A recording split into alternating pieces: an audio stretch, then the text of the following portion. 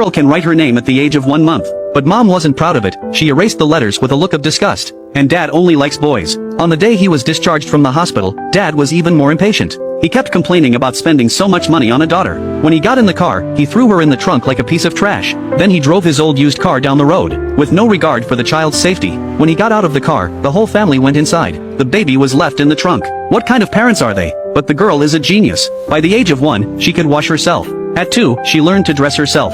By 4, she had to start living on her own. Dad was busy selling used cars. Mom got all dolled up for a poker game. Her brother went to school. Matilda was left at home. When she was hungry, she made her own food.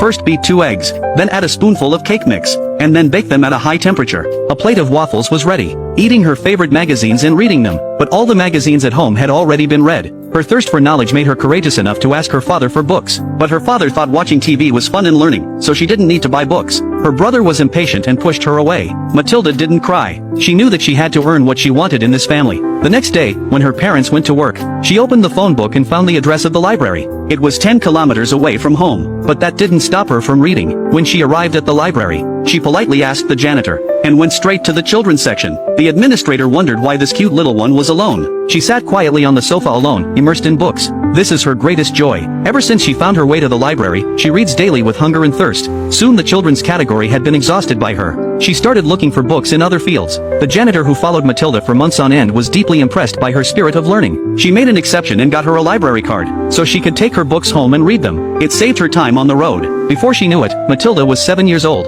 The imperfections of her family made her envious of other children's parental companionship, but books gave her an unlimited imagination and made her feel less alone. When she was old enough to go to school, she asked her father for permission, but her father was adamant that she was only 4. Her mother was more open-minded and said she was already 5, but in reality, Matilda was 7. She was devastated. Even her brother's bullying didn't get her attention. She went to her room alone, her tears dripping onto her books.